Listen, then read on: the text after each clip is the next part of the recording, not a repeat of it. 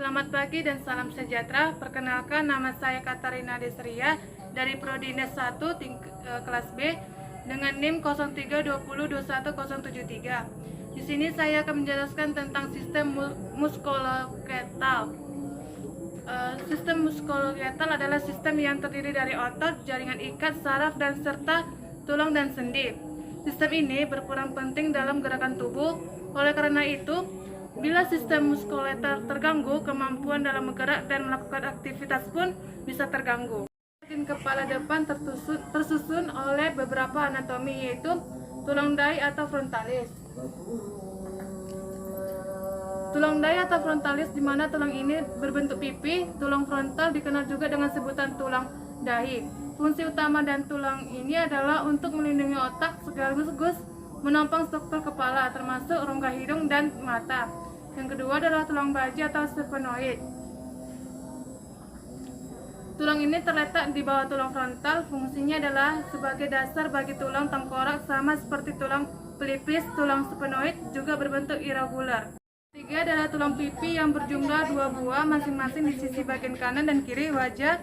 Memiliki fungsi pada manusia sebagai berikut: berfungsi untuk membentuk karakter wajah seseorang. Garis wajah yang berbentuk membuat seseorang memiliki bentuk wajah yang berbeda satu sama lain. Garis wajah yang dibentuk oleh tulang pipi disebut juga berfungsi sebagai pelengkap dan penyempurna dari bentuk tulang tengkorak yang menyusun wajah, melindungi mata dan area di sekitarnya. Tulang pipi juga berperan dalam perlindungan organ tubuh manusia yang lain, yaitu melindungi area mata dan bola mata bersama dengan tulang pelipis sehingga mata dan segala dalamnya berada di letak yang seimbang dan seluruh sistem serta saraf-sarafnya bekerja dengan lancar dan terlindungi dari trauma. Yang keempat adalah tulang rahang atas atau maksila. Tulang rahang atas menegaskan bentuk wajah. Selain itu, tulang ini merupakan tempat tumbuhnya gigi atas serta membentuk langit-langit mulut dan bagian bawah rongga mata. Dengan begitu, tulang ini juga berperan besar dalam mendukung proses mengunyah dan berbicara, di mana tulang rahang atas berfungsi untuk pertama, membantu pergerakan mulut dan wajah. Yang kedua, meningkatkan volume kedalaman suara. Yang ketiga, melekatkan gigi bagian atas. Dan keempat, meringankan tengkorak. Tulang rahang bawah atau mandibula. Tulang ini membentuk bagian bawah tengkorak, struktur gigi bawah, dan struktur mulut bersama dengan tulang rahang atas. Tulang rahang bawah juga dapat membantu pergerakan mulut, seperti mengunyah makanan. Fungsi rahang bawah yaitu yang pertama, membentuk mulut. Yang kedua, membantu proses mengunyah. Dan ketiga, tempat melekatnya gigi bagian bawah. Dan keempat, melindungi saraf dan otot. Selanjutnya adalah tulang hidung atau tulang nasal. Tulang ini membentuk jembatan hidung yang ukuran serta bentuknya kecil dan lonjong, tetapi bisa berbeda-beda pada setiap orang. Tulang hidung berfungsi untuk mengikat tulang rawan. Selanjutnya adalah bagian kepala belakang. Terdiri atas beberapa anatomi, yaitu tulang ubun-ubun atau parietal. Tulang parietal merupakan sepasang tulang pipi yang terletak di bawah tulang hidung ubun. Berfungsi untuk tulang tengkorak, punya fungsi yang sangat penting, yaitu melindungi otak dari benturan. Selain itu, berbagai jenis tulang yang jadi bagian dari tulang tengkorak juga punya fungsi masing-masing, termasuk bentuk struktur wajah. Oleh karena itu, penting untuk melindungi tulang ini. Tulang pelipis temporalis. Sama seperti tulang parietal, tulang temporal juga berjumlah 2, masing-masing di sebelah kiri dan kanan tulang tengkorak dan tepat di bawah tulang parietal. Tulang yang juga disebut dengan nama tulang pelipis ini termasuk ke dalam kategori irregular. Irregular, fungsi dari tulang temporal adalah membantu pembentukan struktur tengkorak dan melindungi otak besar serta membran di sekitarnya. Selain itu, tulang ini juga terhubung dengan banyak otot penting, termasuk otot yang mendukung gerakan mengunyah dan selanjutnya adalah tulang kepala belakang atau occipitalis. Berfungsi untuk membantu pergerakan kepala dan tubuh, membantu Anda untuk bisa mengangkut dan menggelengkan kepala, membantu pergerakan badan, keseimbangan kelenturan, dan stabilitas tubuh. Sekarang masuk pada bagian tulang selangka atau clavicula. Merupakan tulang yang panjang dan tipis serta bisa ditemukan melintang di bagian bawah leher. Bentuk dari tulang selangka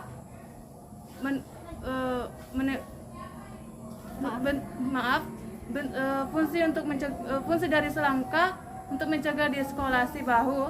Yang kedua, menyokong lengan. Yang ketiga, menghantar tekanan dan berat dari lengan. Dan keempat, melindungi saraf dan pembuluh darah. Dan kelima, tempat melekatnya otot bahu, dada, dan lengan.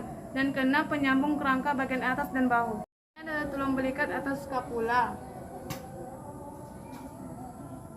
Tulang belikat atau skapula adalah tulang berbentuk segitiga yang terletak di bagian belakang bahu dan punggung bagian atas.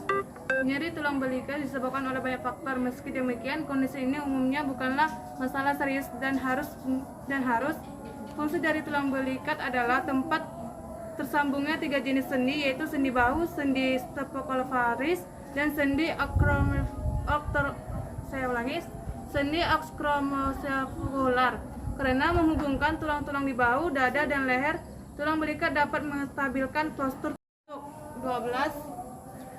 Pasang merupakan struktur utama dari rongga dada, melindungi organ vital dada, yakni jantung dan paru-paru, yang dimana 7 pasang ruas rusuk sejati berfungsi untuk melindungi organ dalam.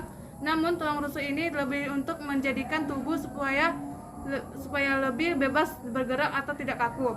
3 pasang tulang rusuk palsu berfungsi untuk melindungi organ tubuh seperti dada, paru-paru, dan lain-lainnya. Yang kedua, 2 pasang tulang rusuk melayang berfungsi untuk melindungi organ dalam tubuh. Selanjutnya ada tulang dada atau radium. Merupakan beberapa bagian, yaitu tulang hulu dada atau mediastinum sternum, berfungsi untuk menjaga organ dalam dada, melekatkan tulang dengan otot, membentuk rangka, dan membantu pernapasan. Tulang badan dada atau corpus sternum berfungsi untuk melindungi organ dada dari cedera. Jantung dan paru-paru menjadi organ bagian dalam dada yang sangat dijaga oleh tulang radium. Selanjutnya ada tulang laju padang atau giloid, berfungsi dari tulang laju padang adalah sebagai penyimbang pertumbuhan tulang rusuk sejati, rusuk palsu, dan rusuk melayang. Membantu tulang belakang dalam menghasilkan kalsium untuk tubuh namun tidak besar. Titik pertemuan dari beberapa otot kecil yang membuat kita lebih nyaman dalam mendongak atau membungkuk saat bernafas. Dan yang kelima adalah tulang lengan atas atau nephreus. Tulang ini berfungsi untuk menjaga tempat melekatnya 13 otot dan ligamen yang menggerakkan tangan dan sikut. Tulang lengan atas adalah salah satu tulang paling panjang dalam tubuh manusia. Yang keenam, tulang pengupil atau radius berfungsi untuk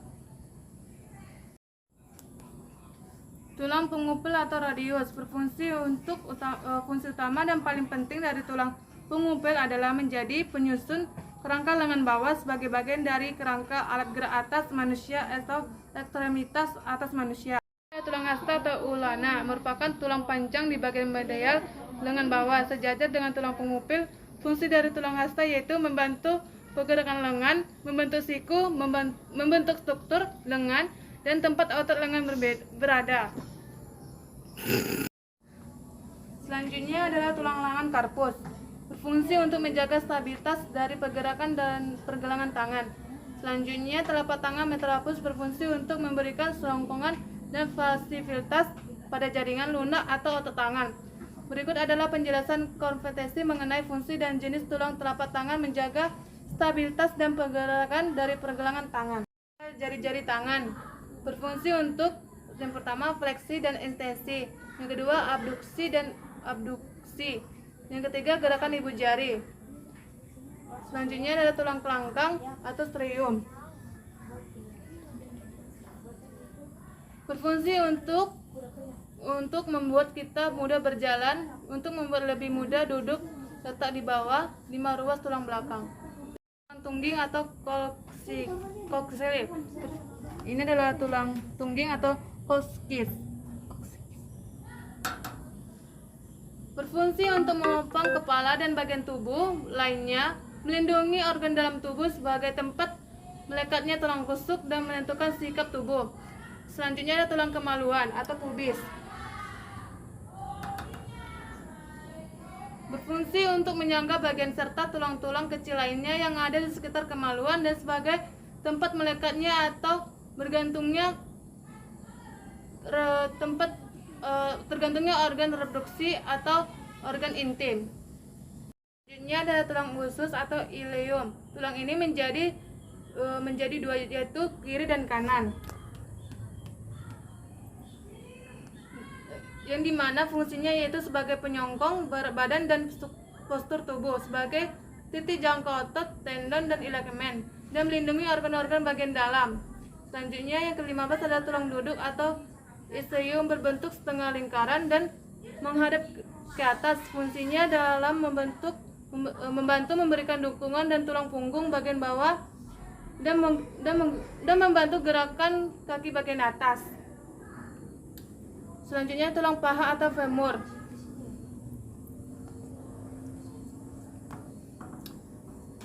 Berfungsi untuk sebagai penyangga tubuh. Yang selanjutnya nomor 17 adalah tulang tempurung lutut atau patella. Berfungsi untuk sebagai membungkus dan melindungi sendi lutut. Selanjutnya tulang kering atau tibia. Berfungsi untuk menyangga otot yang berada pada area tungkai kaki. Selanjutnya tulang betis atau fibula. Ini adalah gambar pada tulang betis, yang dimana fibula ini berdekatan dengan tulang kering yang berfungsi untuk menstabilkan pergelangan kaki dan mendukung otot kaki bagian bawah. Selanjutnya adalah tulang pergelangan kaki atau tarsus. Ini tulang pergelangan kaki atau tarsus berfungsi untuk menjaga kestabilan tungkai bawah tubuh. Selanjutnya ada tulang telapak kaki atau metatarsus. Berfungsi untuk menahan beban dan keseimbangan sesuai dengan permukaan. Selanjutnya adalah jari-jari kaki atau phalanges. Ini adalah pada gambarnya. Jari-jari kaki atau phalanges berfungsi untuk sebagai penjaga keseimbangan kaki berjalan maupun berlari. Selanjutnya tulang tumit atau calcaneus. Ini berfungsi untuk menahan berat badan dan menahan beban sesuai permukaan. 7 ruas tulang leher atau cervicalis. Ini terbagi menjadi dua, yaitu tulang atlas berfungsi untuk menjaga tulang kepala supaya tetap tegak.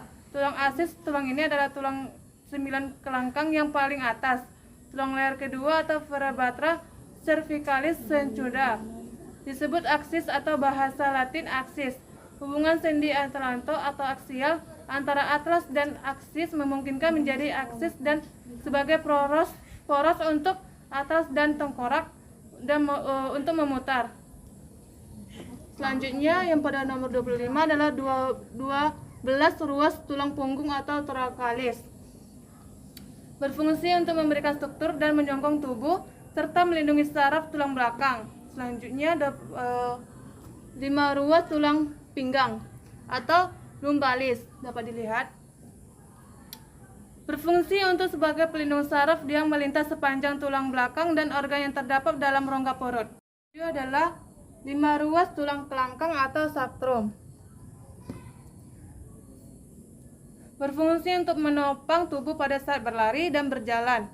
Selanjutnya pada nomor 28 ada 4 ruas tulang tungging yang bersatu atau koksis. Berfungsi untuk menahan beban dan menjadi pusat gravitasi yang baik. Selanjutnya adalah tulang ubun-ubun atau frontalis. Demikian yang dapat saya jelaskan mengenai kerangka manusia. Saya mohon maaf apabila ada tutur kata yang salah. Sekian dan terima kasih. Selamat pagi.